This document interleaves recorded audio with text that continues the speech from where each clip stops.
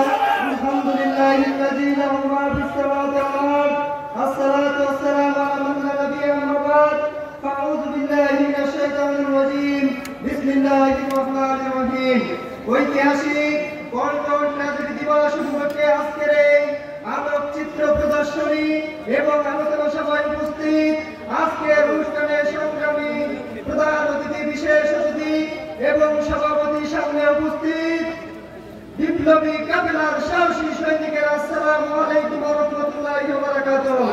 আমরা মহান আল্লাহ দরবারে কোটি শুকরিয়া রাসূলের উপর দরুদ এবং শহীদ ভাইদের আত্মার মাগফিরাত কামনা করতে চাই।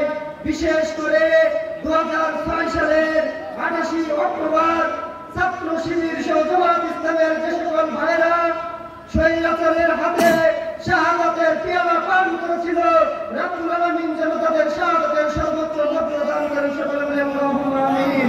সংগ্রামী উপস্থিতি, 28 অক্টোবর 2006 সালে এই আওয়ামী দুঃসাহসিক সরকার চেয়েছিল এই দেশ থেকে ইসলামকে বিতাড়িত করতে, কিন্তু আওয়ামী দুঃসাহসিক সরকার সহ ইসলামের যারা বাতিল শক্তি তারা জানে না ইসলামী আন্দোলন, বাংলাদেশ ইসলামী ছাত্র শিবির, বাংলাদেশ জামাত ইসলামী কোন ঘর নাই যে বাংলাদেশ ইসলামী ছাত্র শিবির জামাত ইসলামকে তন্ত্রাভাবে উড়িয়ে দিতে পারবে।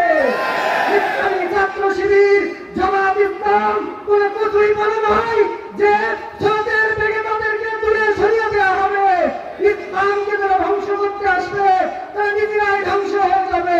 ইসলামী ছাত্র শিবির জামাত ইসলামকে যদি তোমরা হজম করতে চাও তোমাদের পেট ফেলে যাবে, সেটা প্রমাণ হয়ে গেছে। 5ই আগস্ট এদেশ থেকে স্বৈরাচারী শাসক শেখ হাসিনা সরকার তার মামুর বাড়ি দিল্লি চলে গেছে। প্রিয় ভাইরা, আমরা বলতে চাই সর্বশেষ কথা, আজকে স্বৈরাচার মুক্তির 83 দিন হয়ে গেল, আমাদের প্রিয় নেতা এটিএম আমিনুল ইসলাম ভাই এখনো মুক্তি পায়নি। আমরা অন্তর্বর্তী সরকারকে বলতে চাই যত দ্রুত সম্ভব আমাদের প্রিয় নেতাকে আমাদের কাছে ফিরিয়ে দিন। সবাইকে ধন্যবাদ জানিয়ে সকলকে ধন্যবাদ জানিয়ে আজকের এই আমার কথা এখানে শেষ করছি।